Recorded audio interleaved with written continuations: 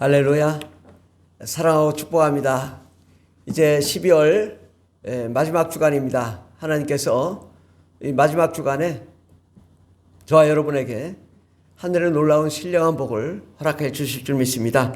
오늘 하나님 말씀은 민수기서 6장 24절에서 27절까지 말씀입니다. 여호와는 내게 복을 주시고 너를 지키시기를 원하며 여호와는 그의 얼굴을 내게 비추사 은혜 베푸시기를 원하며 여호와는 그의 얼굴을 내게로 향하여 드사 평강 주시기를 원하노라 할지니라 하라. 그들은 이같이 내 이름으로 이스라엘 자손에게 축복할지니 내가 그들에게 복을 주리라. 아멘. 오늘 하나님의 말씀은 과거를 돌아보며 미래를 꿈꾸는 삶이라는 말씀으로 함께 은혜 받고자 합니다.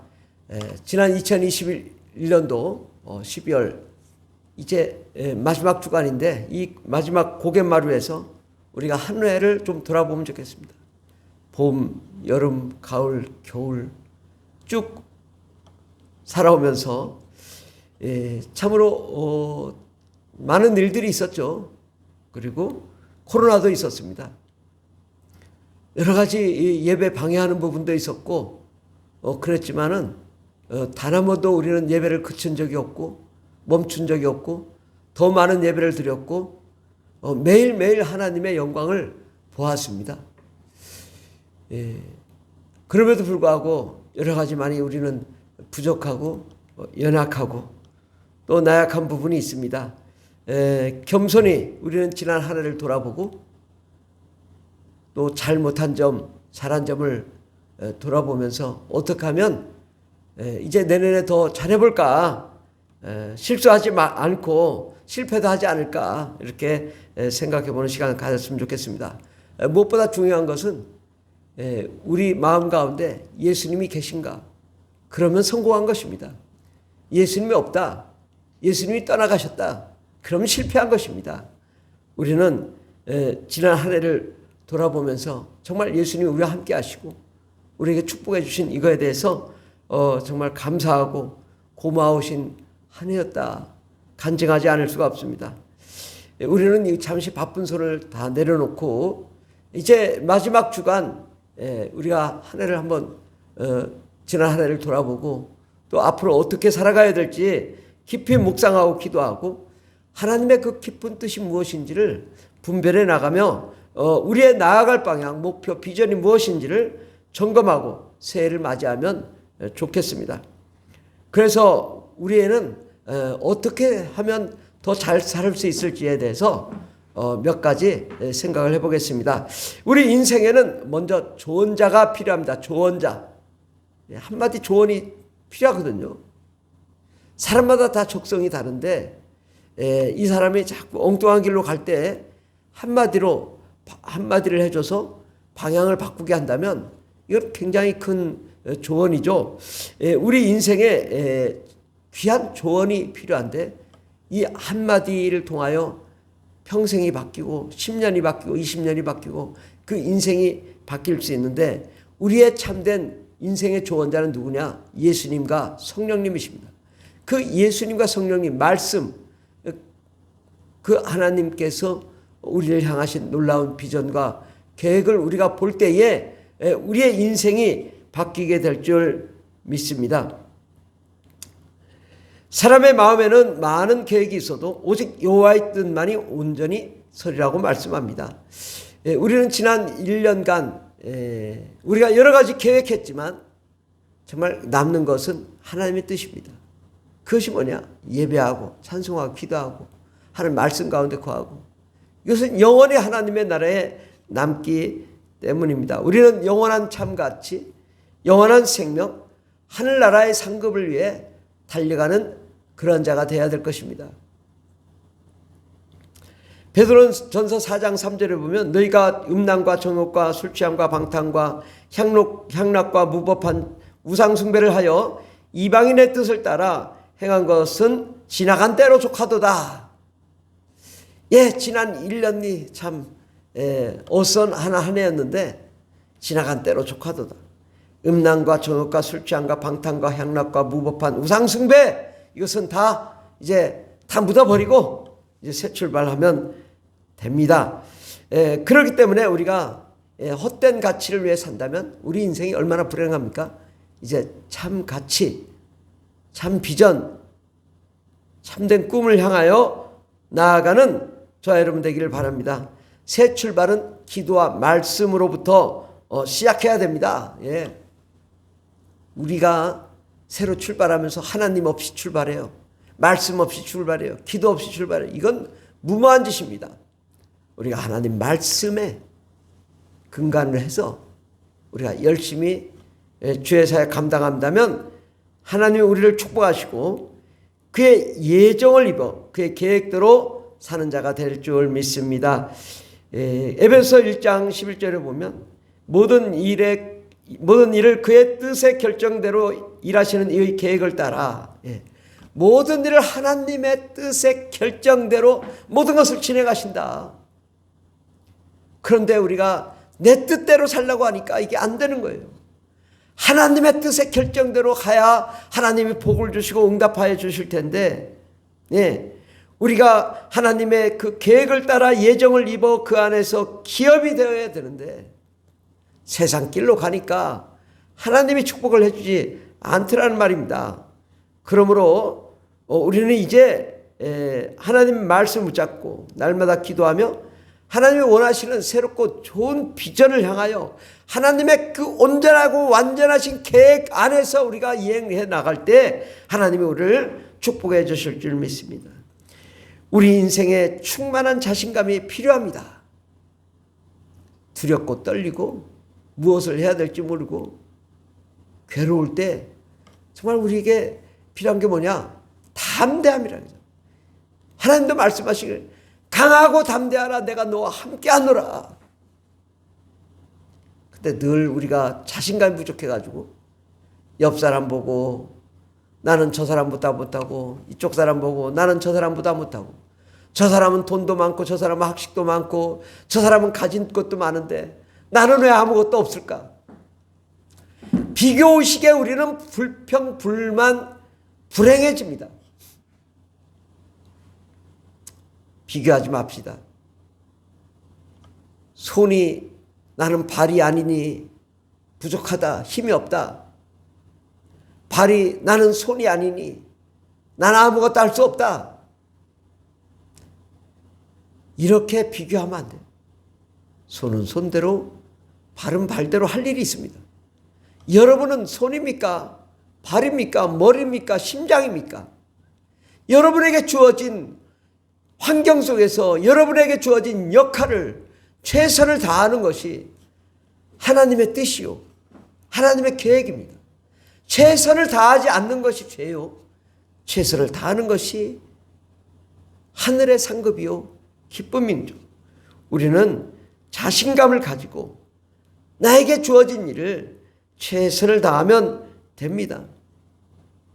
어떤 사람은 열심히 최선을 다했는데 실패했어요.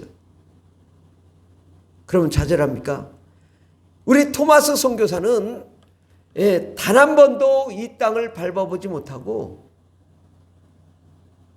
목베어 죽임을 당했습니다. 죽을 때 박충권이라는 사람에게 이 목을 베는 그 박충권이라는 조선 관군에게 웃으면서 성경책을 주었습니다. 이 성경을 봐라. 네가 나를 목을 베겠지만 그래 네가 이 성경을 가지고 변화되기를 바란다. 박충거리가 목을 베긴 뱄지만 집에 돌아가서 그 토마스 선교사가 웃는 모습이 생각난 거예요. 왜 저가 웃었을까? 저가 준 책이 무엇일까? 그 책을 보다 그가 감동이 되고 눈물을 흘리고 그가 예수 그리스도를 영접하고 그가 장로가 되어서 이 평양 안주교회의 장로가 되어 대한민국 첫 번째 순교자 토마스 선교사의 복음을 전하는 그런 자가 되었습니다. 또한 그의 조카에게 복음을 전해서 한글 성경 3분의 1을 번역하는 지대한 역할을 감당했습니다. 한 알의 밀이 땅에 떨어져 썩어지면 그것이 한국교회의 밀알이 되어 모든 사람들을 살리는 역사가 일어나게 된 것입니다. 실패는 결코 실패가 아닙니다. 최선만 다하면 됩니다. 토마스 선교사는 대한민국의 최고의 영웅이자 위대한 선교사입니다. 단 한 번도 복음을 전하지 못했고 이 땅을 밟자마자 목배임을 당했지만 그야말로 대한민국을 변화시킨 역사적인 뿌리가 되었습니다. 우리는 실패했다고 좌절하지 말고 실패는 성공의 어머니다. 실패를 해야 일어날 수 있습니다. 지난 한 해를 돌아보고 새해를 꿈과 희망을 향하여 나아가는 저와 여러분 되기를 예수 이름으로 축원합니다. 우리는 하나님 말씀에 순종하는 한 해가 되길 바랍니다. 순종이 얼마나 중요한 것인지 압니까? 하나님 말씀에 순종하면 기적이 일어납니다. 기적의 주인공이 됩니다.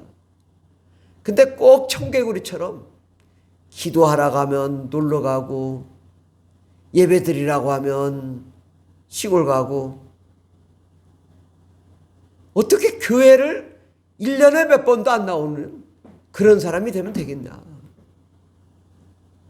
말씀에 순종해야 하나님이 복을 주시는 것입니다. 말씀에 철저히 순종하라 이거죠. 예배에 순종하고 기도에 순종하고 하나님이 복을 주시라도 환경이 돼야 주지, 여건이 돼야 주지. 하나님 말씀대로 나아가야 하나님 복을 주시잖아요. 주일 예배 빠지지 마세요. 이건 하나님께서 담임 목사에게 축복의 권한을 주었다고요. 주일 예배에 하나님 복을 주시기를 원하신다고요.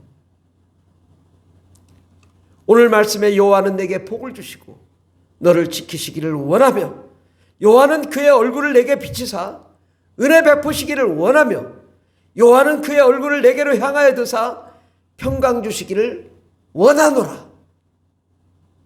하나님이 여러분에게 복을 주시기를 원하십니다. 2022년도는 잘되고 형통할 줄 믿습니다. 다만 순종해야 돼. 순종하지 않는데 어떻게 복을 주냐.